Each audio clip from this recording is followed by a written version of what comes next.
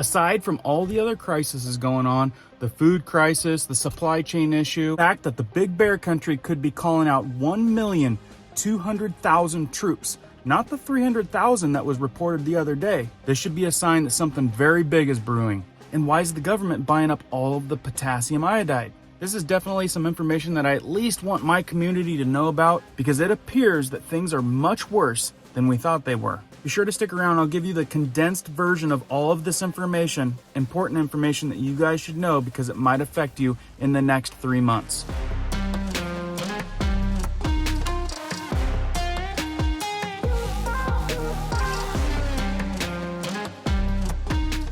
Welcome back to all of our subscribers. If you're brand new here and like information that affects you and weekly tips, emergency preparedness, prepping tips, be sure to hit that notification bell so you guys don't miss a video. Let's jump into this one. So first of all, let me be clear. I don't even like talking about this. I don't like doing videos on stuff like this. I don't like getting labeled as a fearmonger, and I don't want to report assumptions. But I also don't want to let this type of big information that could affect our community not be shared. So with that, I think I've got some pretty sound information with good credibility. Let's get going on it. And as we get going, remember, I'm going to use terms without saying trigger words. The chances are videos like that don't get pushed. Also, as we get going, be sure to leave your comments as we go through different stuff. Let me know what you know. Let me know what you think of what I'm saying. And furthermore, be sure to share this information.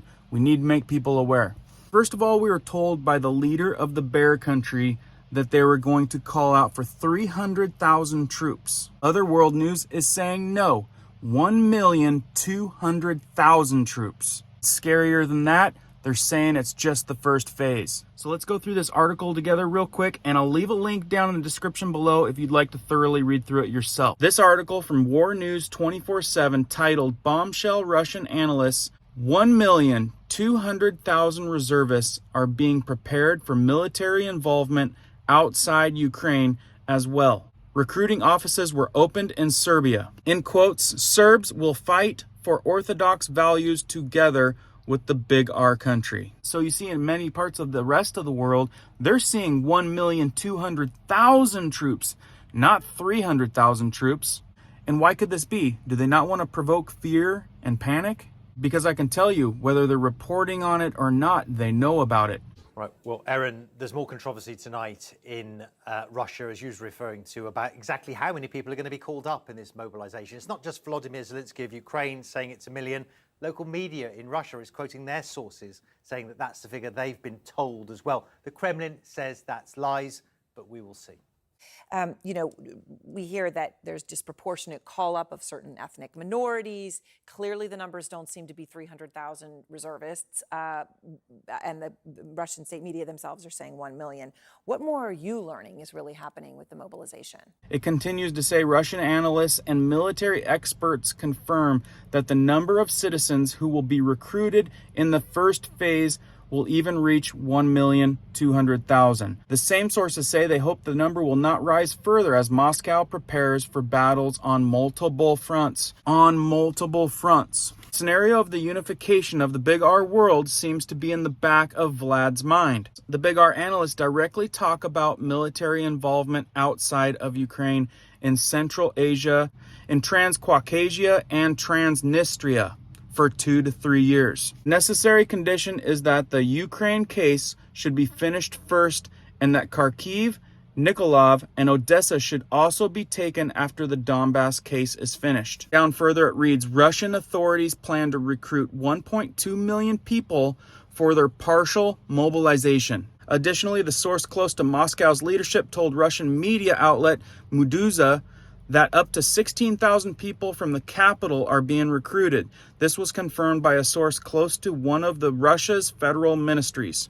Skip down a little bit. It says, after Vlad's mobilization announcement on Wednesday, the Big R country defense minister Sergei Shoigu said that a total of 300,000 reserve troops would be called up. The official number of people to be drafted, and get this part that they skipped out, the official number of people to be drafted is indicated in the classified 7th paragraph of Big P's official decree. On September 22nd, Novaya Gazeta Europe, citing a source in the Big P's government, reported that the classified paragraph allows for up to 1 million entrants. Today, another source confirmed that the number of reserves, which as everything shows, will be much higher. And down further, it says both China and Iran will play along with the Big R country in Central Asia and Transcaucasia, because no one needs a Turkish Khaganate supported by Britain. It will be cleaned. And that's the gist of the article. If you guys want some more information or you want to continue reading through it, it's very informative. The link's down in the description for you. Another interesting thing that's going on is that we were told that the men inscripted and drafted were all people of background of military experience. But world news and a bunch of reports are showing otherwise. Supposedly, it is just reservists that are at risk of being drafted. But according to this man, Viktor Bugriev, that is not the case. I got this summons, according to which today I need to present myself for revision of my military registration. Today on September 22nd, 2022. When I came in, I was given the notice according to which today at 3 p.m. I need to depart for the army. Here you are. I've never served in the army. I was never a conscript. I have no military experience. I will go. Do I have an alternative? I go today or I get criminally prosecuted. But this is really incompetent. They're bringing in people who are, one person was 63 years old and he was brought in to be mobilized, clearly outside of any range of being allowed by law. Somebody who had body damage, somebody who had a missing limb was recruited or attempted to mobilize. So clearly they had some incomplete, random information. So here's a concern. Over 1 million troops is by far more than you need to take over that specific country. And stating that they're going to be going to multiple fronts, and this is just the first phase, something really big is brewing right now. And we'll come back to that. And also, I was watching Canadian Prepper yesterday, and he brought up a really good point. Why is the government buying up all of the potassium iodide? For those of you that don't know, that is something that you take when you're exposed to nuclear radiation. But they're buying it all up. Nate said that he had some connections with the folks that actually make ThyroSafe and this stuff, and they said that they're buying it all up. Now, is it for America? Are they sending it all over to Poland or other European countries? I don't know, but it sounds like they're buying it all up. Is it a possibility that the news has to keep this on the DL to prevent American worry, panic, the crisis? They want to get enough for what they're using it for before a panic starts and it gets all bought up. We all reported a while back on the New York posting out a bunch of information on what you do when there's a nuclear attack. Well, now he says that they're posting flyers in the subways. Where would most people go in a nuclear attack? The subways. So it's real interesting that they're posting all of these flyers on what to do and how to handle it in the subways. I don't know. A lot of things are adding up though, right? Let me know down in the comments what you think. And be sure to be sharing this out. Another angle that I heard was this first 300,000 troops call up. Maybe it's the generals. Maybe it's all the medical people, because the masses need leaders, right? That's where all the captains and the generals are coming in. And then later the grunts, the ground troops, will be the masses of the millions. So when this whole thing lights off and blows up, they're thinking that it'll be Poland, the Baltic states, because the numbers and the statements that are made is looking like this is a much bigger deal than we all think. Sergei Shoigu, the defense minister of the Big R, said that they're calling out 1% of their 25 million reservists.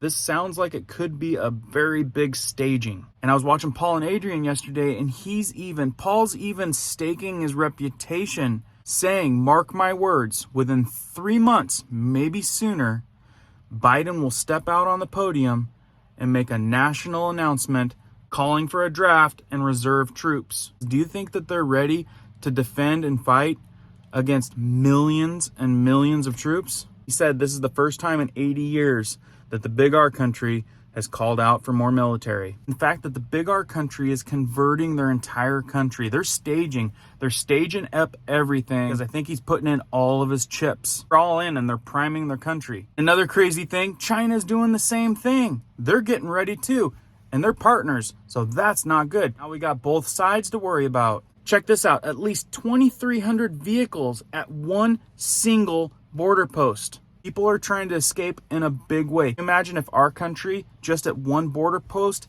had 2,300 cars lined up trying to get out. Cyber attacks, blackouts, no power. You gotta be ready, you gotta have a plan. Now the dark winter that people warn about, the doomsday prepper type people, remember that was brought up last year, and I didn't really think that it was gonna happen. Was I prepared? Yeah, I'm always prepping, I'm always getting ready. Emergency preparedness is always on my mind.